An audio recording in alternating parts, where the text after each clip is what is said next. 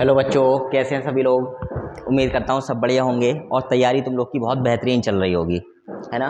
इसी तैयारी को और आगे बढ़ाते हुए आज मैं लेके आया हूँ तुम लोग के लिए प्रयागराज सामान्य ज्ञान प्रश्न, यानी कुछ ऐसे प्रश्न जिनकी संभावना परीक्षा में पूछे जाने की अत्यधिक रहती है और पूछे भी गए हैं आज तक के लिए। ऐसे ही कुछ प्रश्नों की जो है सीरीज हम लोग स्टार्ट कर रहे हैं और ऐसी सीरीज की वीडियो देखने के लिए ऐसे क्वेश्चन जो अब तक परीक्षा की परीक्षाओं में आए हुए हैं उनसे जुड़ने के लिए, जानकारी के लिए आप लोग इस चैनल को सब्सक्राइब कर सकते हैं। बढ़ते हैं पहले प्रश्न की ओर। ठीक है, ये जितने भी रहेंगे वो सामान्य ज्ञान प्रश्न आएंगे और आज की जो हमारी सीरीज होने वाली है वो कुछ प्रारंभिक जो है प्राचीन इतिहास के बारे में होने वाली है। उन्हीं के बारे में एक एक करके हम लोग क्या करेंगे, बात करेंगे। आप ये वीडियो देख रहे हैं यूपी 21 क्लासेस या प्रयागराज एकेडमी ब्लारी पर। ठीक है, बढ़ते हैं आगे की ओर। पहले प्रश्न में पहुंचते हैं। पहला प्रश्न बेटा, इतिहास को कितने भागों में विभाजित किया गया है। प्रश्न दोबारा सुनो, इतिहास को कितने भागों में विभाजित किया गया है। तो ध्यान रखेंगे इतिहास को हमने 3 भागों में विभाजित किया है। कितने भागों में बेटा, इतिहास को हमने 3 भागों में विभाजित किया है, यानी कि जो ऑप्शन सी है वो क्या है हमारा, सही है। जानते हैं कौन कौन से 3 विभाग हैं जिनको हमने बांटा है। देखो इतिहास की बात करें हम लोग तो इतिहास को कितने भागों में विभाजित किया बेटा, 3 में अगर सबसे पहले बात करें तो सबसे पहले आता है हमारा प्राग ऐतिहासिक काल। प्राग ऐतिहासिक काल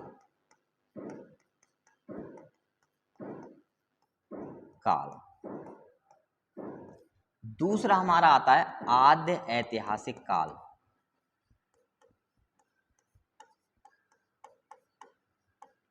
दूसरा कौन सा आता है, आद्य ऐतिहासिक काल। और तीसरा आता है ऐतिहासिक काल।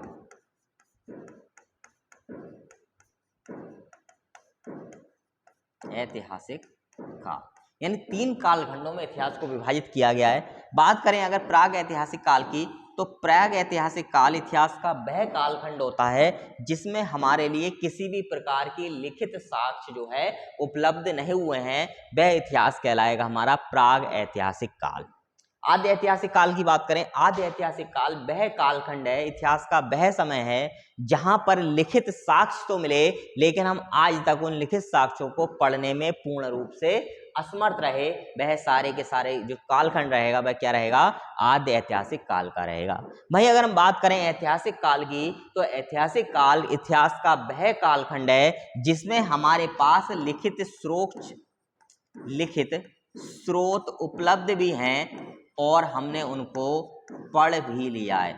यानी इतिहास का वह कालखंड जिसके लिखित साक्ष्य हमारे पास उपलब्ध हैं और हमने पढ़कर उनकी जानकारी भी ले ली है, वह कौन सा काल है, हमारा ऐतिहासिक काल है। तो इतिहास कितने भागों में बांटा, प्राग ऐतिहासिक काल, आद्य ऐतिहासिक काल और ऐतिहासिक काल। प्राग ऐतिहासिक काल वह कालखंड जिसमें हमारे पास कोई लिखित जानकारी नहीं है, आद्य ऐतिहासिक काल वह कालखंड जिसमें लिखित जानकारी है लेकिन हम लोग उसको पढ़ नहीं पा रहे हैं, और तीसरा जो हमारा ऐतिहासिक काल जिसकी लिखित जानकारी भी है और हमने पढ़ भी ली है। ठीक है, बढ़ते हैं अगले क्वेश्चन की ओर। अगला क्वेश्चन है विश्व का सबसे बड़ा महाकाव्य। प्रश्न दोबारा सुनो बेटा, विश्व का सबसे बड़ा महाकाव्य कौन सा है। ये कौन सा ही कर लेना, ठीक है, मिसप्रिंटिंग हो गई है। ठीक है, तो विश्व का सबसे प्रसिद्ध महाकाव्य कौन सा है, सबसे बड़ा महाकाव्य। तो ध्यान रखेंगे महाभारत जो है वो विश्व का सबसे बड़ा महाकाव्य है। क्या है, महाभारत विश्व का सबसे बड़ा महाकाव्य है और इसमें जो है कौरवों और पांडवों की घटनाएं, गीता का ज्ञान जो हम पढ़ते हैं वह गीता ज्ञान भी किसमें दिया गया है, हमारे लिए महाभारत का ही जो है एक पार्ट है, एक हिस्सा है गीता। यानी हम गीता का जो अध्ययन करते हैं वो महाभारत के एक हिस्से का अध्ययन करते हैं। बढ़ते हैं अगले क्वेश्चन की ओर। अगला क्वेश्चन है रजत रंगनी के लेखक कौन हैं। ठीक है, प्रश्न दोबारा सुनो बच्चा, रजत रंगनी के लेखक कौन हैं। ठीक है, तो ध्यान रखेंगे इसके जो लेखक हैं वह हैं कल्हण। कौन है, कल्हण जो हैं वो रजत रंगनी के लेखक हैं, राजतरंगिणी के लेखक हैं। और ये राज तरंगिणी जो है ये हमें जो इतिहास बताती है ये कश्मीर का इतिहास बताती है। किसका इतिहास बताती है बेटा? राज तरंगिणी से, कलहण लिखित राज तरंगिणी से हमारे लिए कश्मीर के इतिहास की जानकारी प्राप्त होती है। इसके जो है जितने भी शासक रहे उन शासक को क्रमबद्ध तरीके से कलहण ने राज तरंगिणी में प्रस्तुत किया है और यह हमें कश्मीर के राजाओं और वहां के शासन प्रजाओं के बारे में क्या देती है? हमें जानकारी प्रदान कराती है। ठीक है, बढ़ते हैं अगले क्वेश्चन की ओर।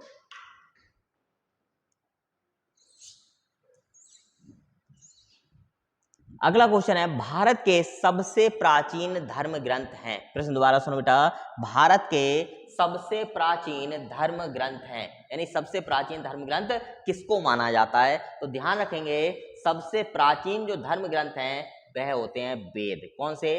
वेद जो हैं भारत के सबसे प्राचीन धर्म ग्रंथ हैं, यानी इनमें धर्म का वर्णन सबसे पुराना है। और ध्यान रखोगे बेटा वेदों की संख्या कितनी है? 4 है। कितनी है? 4 है। कौन कौन से?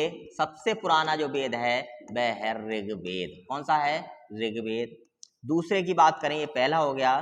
दूसरे की बात करें, दूसरा है सामवेद, फिर है यजुर्वेद,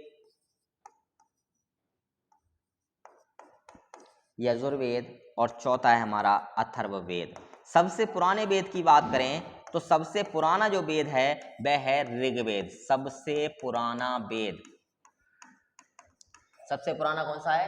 ऋग्वेद। और सबसे नए की बात करें, सबसे न्यू की बात करें तो सबसे नया वेद, सबसे आधुनिक वेद जो मिलता है वह कौन सा मिलता है? वह मिलता है अथर्ववेद। तो वेद कितने बेटा? 4 वेद, ऋग्वेद, सामवेद, यजुर्वेद और अथर्ववेद। सबसे पुराना वेद ऋग्वेद, सबसे नया वेद अथर्ववेद। ठीक है, सामवेद की बात करें तो सामवेद को जो माना जाता है वो संगीत का जनक माना जाता है। भारतीय संगीत का जनक भी किसको माना जाता है? सामवेद को भारतीय संगीत का जनक माना जाता है। बढ़ते हैं अगले क्वेश्चन की ओर।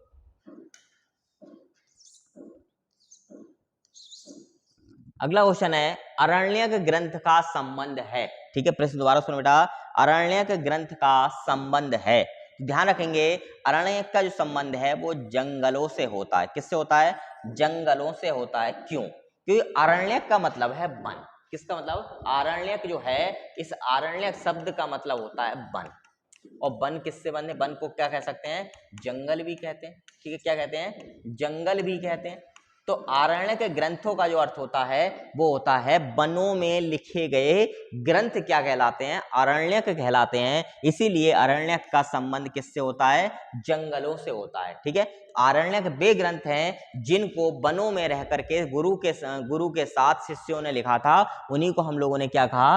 आरण्यक कहा। ठीक है, ना तो ये गुरुकुल से संबंधित है, ना ही आश्रम से और ना ही घर से। सही आंसर होगा ए, जंगलों से। ठीक है, बढ़ते हैं अगले क्वेश्चन की ओर। अगला क्वेश्चन है जादू टोने से संबंधित वेद कौन सा है? प्रश्न दोबारा सुनो, जादू टोने से संबंधित वेद है। ध्यान रखेंगे जादू टोने से संबंधित वेद है वह है हमारा अथर्ववेद। कौन सा है? अथर्ववेद, यानी ऑप्शन सी क्या है हमारा? सही है। अथर्ववेद को जो है जादू टोने टोटके वाला ग्रंथ कहा जाता है। टोने टोटके वाला ग्रंथ कहा जाता है क्योंकि इसमें एक राज्य के द्वारा दूसरे राज्य पर जो है महामारी फैलाने जैसी बातों का जिक्र किया गया है। साथ ही इसमें तंत्र विद्या का भी जिक्र है। जादू टोने टोटके का ग्रंथ है। भूत प्रेतों का जिक्र भी हमें कहाँ मिलता है? भूत प्रेतों का जिक्र भी जो हमें मिलता है वो अथर्ववेद में देखने को मिलता है। ऋग्वेद की अगर हम बात करें तो ऋग्वेद जो है वो यज्ञों से संबंधित है, साथ ही साथ ये बड़े बड़े ऋषियों मुनियों से संबंधित है। ठीक है, वहीं बात करें यजुर्वेद की तो ये पूर्ण रूप से इसमें यज्ञ में बोले जाने वाले मंत्रों और आहुतियों के बारे में बताया गया है कि कौन से यज्ञ में कौन सी आहुतियां होंगी, कितनी आहुतियां होंगी, कौन से देवता को कौन सा मंत्र समर्पित होगा। इस सब की जो जानकारी हमें मिलती है वो कहाँ मिलती है? यजुर्वेद में। सामवेद की बात करें तो सामवेद जो संबंधित है वह संगीत से संबंधित है। किस संबंधित है? संगीत से। और मैंने अभी बताया सामवेद संगीत का यानी भारतीय संगीत का जनक भी माना जाता है। 7 स्वर होते हैं संगीत में, सा रे गा मा पा धा नी सा। ये सारे के सारे जो दिए गए हैं वो किस में दिए गए हैं? सामवेद में इनका वर्णन किया गया है। बढ़ते हैं आगे क्वेश्चन की ओर।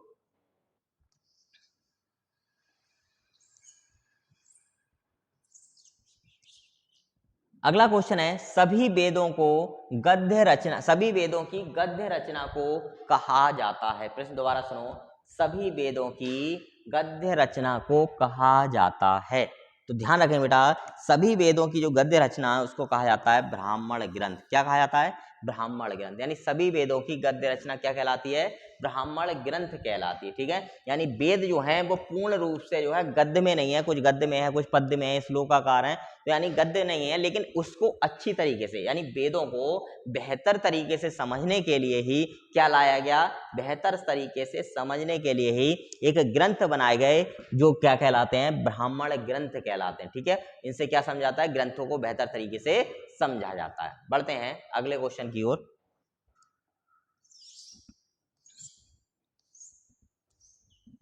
अगला क्वेश्चन है प्राचीन आख्यानों को कहा जाता था।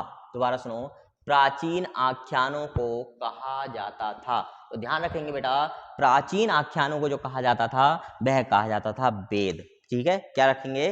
प्राचीन आख्यानों को जो कहा जाता था, प्राचीन आख्यानों को कहते थे वेद। क्या कहते थे? वेद कहते थे। ठीक है, प्राचीन आख्यानों क्या नाम से? वेदों के नाम से जाना जाता था। तो ऑप्शन हमारा ये क्या है? सही है। और वेदों के बारे में बताया, इनकी संख्या कितनी है? 4। कितनी है? 4। बढ़ते हैं अगले क्वेश्चन की ओर। अगला क्वेश्चन है सामवेद के पुरोहित को कहा जाता था। दोबारा सुनो, सामवेद के पुरोहित को कहा जाता था। तो ध्यान रखेंगे, सामवेद के पुरोहित को उद्गाता कहा जाता था। क्या कहा जाता था? उद्गाता कहा जाता। सामवेद के जो पुरोहित होते थे उनको उद्गाता कहा जाता था। ठीक है, यानी इसका जो गान करता था, इसका जो उच्चारण करता था, इनके बारे में जो जनता को बताता था, उनको सुनाता था, उसको ही क्या कहा गया है? उद्गाता कहा गया है। तो ध्यान रखेंगे, सामवेद के जो पुरोहित होते थे उनको क्या कहते थे? उद्गाता कहते थे। ठीक है, बढ़ते हैं अगले क्वेश्चन की ओर। अगला क्वेश्चन है ऋग्वेद में कितने मंडल हैं? बहुत बार प्रश्न आया बेटा, इंपॉर्टेंट प्रश्न है ये। ऋग्वेद में कितने मंडल हैं? टोटल कितने मंडलों का जो जिक्र है, कितने पार्टों में उसको डिवाइड किया है, कितने मंडलों में बांटा गया है? तो ध्यान रखेंगे, ऋग्वेद को कुल 10 मंडलों में विभाजित किया गया। कितने मंडलों में? 10 मंडलों में विभाजित किया गया। यानी ऋग्वेद में कुल कितने मंडल हैं? 10 मंडल हैं। कितने हैं? 10 मंडल। जिसमें अगर हम बात करें तो 2 से लेकर 7 तक, यानी 2, 3, 4, 5, 6 और 7। ठीक है, ये सारे जो मंडल हैं ये प्राचीन हैं। क्या हैं? प्राचीन हैं, या कह सकते हैं पुराने हैं। वहीं 1, 8, 9 और 10 जो मंडल हैं वह सारे के सारे क्या माने गए हैं? नवीन या नए मंडल माने गए। तो ध्यान रखेंगे, ऋग्वेद में टोटल 10 मंडल हैं और इसमें से 2, 3, 4, 5, 6, 7 या 2 से 7 तक के जो मंडल माने गए वह प्राचीन माने गए हैं। 1, 8, 9 और 10 जो मंडल हैं वह क्या माने गए हैं? नवीन या नए माने गए हैं। ये भी कई बार पूछा जाता है। बढ़ते हैं अगले क्वेश्चन की ओर। अगला क्वेश्चन है पुराणों की संख्या है। पुराणों की संख्या भी पूछ ली जाती है कभी कभार। तो ध्यान रखेंगे बेटा, पुराणों की संख्या है वह है 18। कितनी है? पुराणों की संख्या जो है वह कितनी है? 18 है पुराणों की संख्या। बढ़ते हैं अगले क्वेश्चन की ओर। अगला क्वेश्चन है मत्स्य पुराण में विष्णु के कितने अवतारों का वर्णन है? प्रश्न दोबारा सुनो, मत्स्य पुराण में विष्णु के कितने अवतारों का वर्णन है? तो ध्यान रखेंगे, मत्स्य पुराण में विष्णु के 10 अवतारों का वर्णन किया गया। कितने पुराणों का? 10 अवतारों का वर्णन कहाँ मिलता है हमारे लिए? मत्स्य पुराण में मिलता है। अब प्रश्न आ जाए कि मत्स्य पुराण किस देवता से संबंधित है? तो ध्यान रखोगे बेटा, मत्स्य पुराण विष्णु देवता से संबंधित है।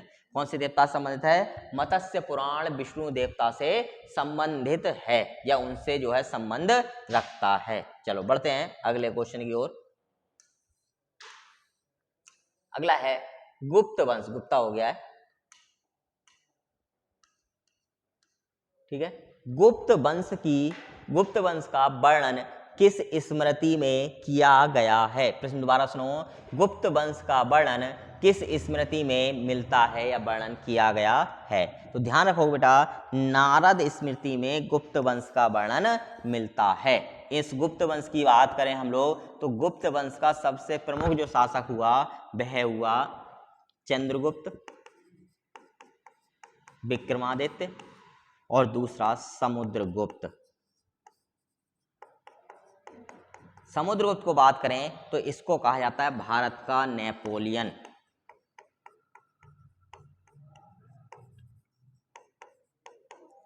समुद्रगुप्त को क्या कहा जाता है? भारत के नेपोलियन की संज्ञा प्रश्न पूछा जाए किसको दी गई तो ध्यान रखना, भारत के नेपोलियन की संज्ञा किसको दी जाती है? ये दी जाती है समुद्रगुप्त के लिए। यानी भारत का नेपोलियन कौन कहलाता है?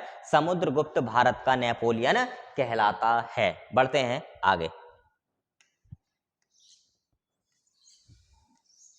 अगला प्रश्न है विनय पिटक के संकलनकर्ता कौन थे? प्रश्न दोबारा सुनो, विनय पिटक के संकलनकर्ता कौन थे? तो ध्यान रखोगे विनय पिटक के जो संकलनकर्ता थे वो थे उपाली। कौन थे? उपाली जो हैं वो विनय पिटक के संकलनकर्ता माने गए हैं। तो ये कितना ग्रंथ है? यह एक बौद्ध धर्म से संबंधित ग्रंथ है। कौन से धर्म से संबंधित? बौद्ध धर्म से संबंधित ग्रंथ है। इसमें भगवान बुद्ध की शिक्षाओं का वर्णन किया गया है। तो ध्यान रखेंगे विनय पिटक के संकलनकर्ता कौन है? उपाली जो है वो विनय पिटक के संकलनकर्ता माने गए हैं। फिर मिलते हैं कल ऐसी एक और नई वीडियो के साथ में। तब तक के लिए जुड़े रहिए हमारे चैनल UP 21 क्लासेस से।